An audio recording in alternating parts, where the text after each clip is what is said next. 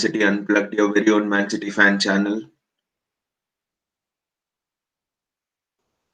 Uh, Today we are going to play Crystal Palace. I mean, Palace has never been an easy game.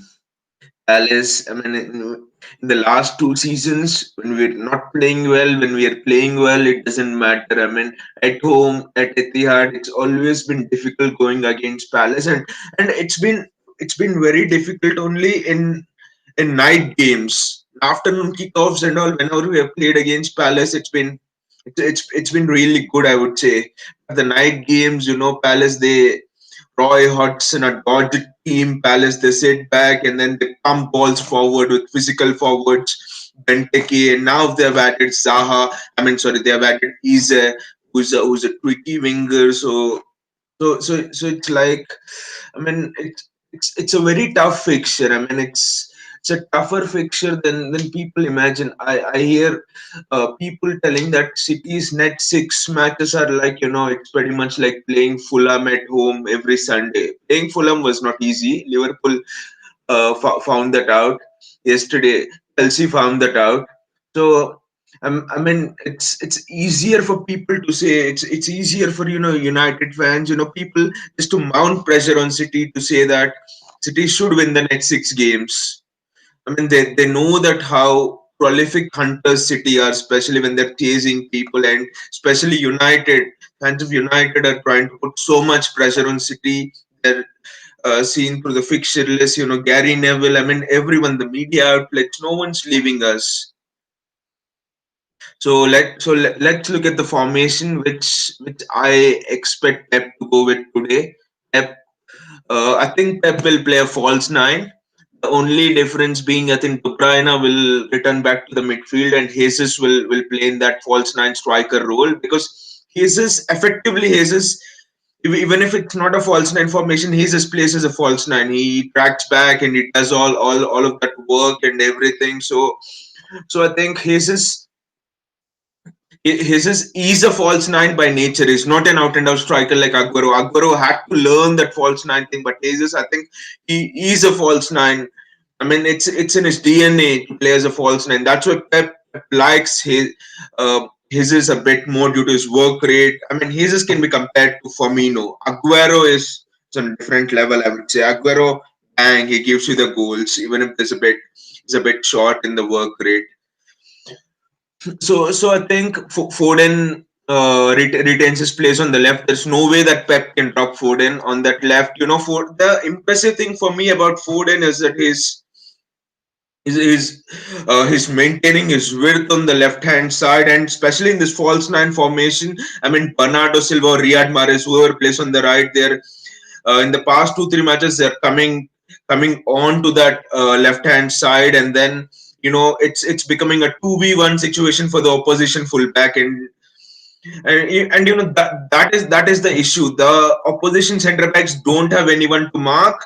The opposition fullbacks are having to deal with 2v1s, and if one of the center back goes to that 2v1, goes to help out the fullback, you have Gundogan making runs, you have De Bruyne making runs from deep, you have John Stone stepping into the midfield, you have Cancelo cutting in, you have Cancelo joining the midfield, you have Walker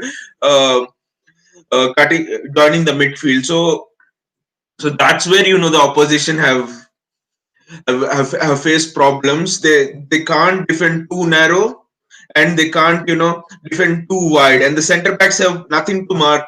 They don't know whom to mark. That's been and also another thing in this false nine formation is that the fluidity of City has been excellent. It's been really good, I would say. So it's been fantastic. Now let's look at the key before I get into the entire formation. Let's look at the key battles. What City can expect today. A few clicks. Yes.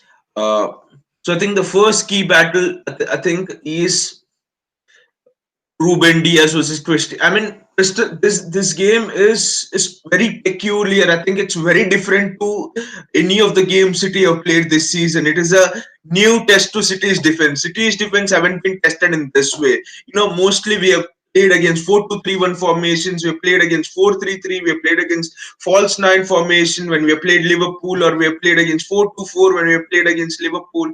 Against United, we have played the classic 4-3-3 for against the 4-3-3 formation. But this one, typical, an old-fashioned 4-4-2, where you have pacey wingers, and you have, I mean, this is the kind of formation which United used to play with Dwight York, and with Dwight York, uh, and under Sir Alex Ferguson. I think this is that sort of a formation. So this is something different. This kind of a test I don't think City have had in recent times. So and also it's a different kind of a test, because okay, you might say that City have played against Ole's 4-4-2 diamond, but then the two strikers Rashford and Martial were pacey. But here you have Christian Benteke, who's a very Christian Benteke, who's a very physical center forward, and then you have just a second, just let me write these. uh, Yes, and then you have Zaha, who's like really pacey, and Stones and Diaz are not the fastest centre backs in the world. I mean, they're not as slow as a fridge like Harry Maguire, but they're not the fastest centre backs in the world as well. They're fine. They're fine. Their positional sense is good, and all. But then this is a typical test, and Walker can't help out.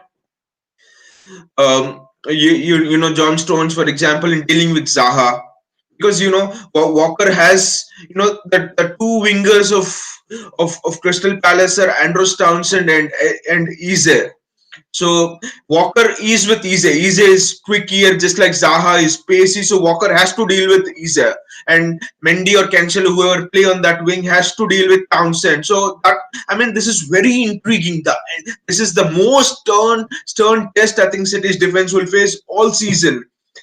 Even the top six teams will not give City this kind of a test. So this is very different. The match will be very intriguing, I would say, because you know I, I, I'm just like thinking of the worst case scenario, that Walker is pinned back and Cancelo is pinned back, or if the worst case scenario is not City being pinned back, City are excellent on the counter, City will destroy Palace, but it's the other way around.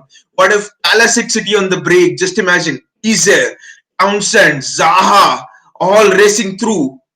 Wow, that would be very difficult. Walker will have to put on his, rocket boots, or he'll have to buy an electric scooter for the match. I mean, Walker. That's why Pep has rested Walker throughout the week. Yes, he has got COVID and all, but he should burn all his pace. Even if he sits out the next two matches, what the next two matches we have against teams like West Brom and all, where we don't quite need the pace. I mean, no disrespect to West Brom, but we don't need the pace of Walker over there. And maybe play Zinchenko, but this is not the match for Zinchenko. I just pray that Pep doesn't start Zinchenko, because that will just destroy him again. So the first battle is between Benteke and Ruben Diaz. Like we were talking about. So Benteke is like very physical. So Diaz, it remains to be seen how Diaz deals with the physicality of Benteke. He has adjusted well to the Premier League, but he hasn't faced against such a physical striker, I would say, till now. So Benteke is gonna be a different kind of a test for him, and City doesn't have those many tall players in their ranks as well. So City will look to concede as few set pieces as possible.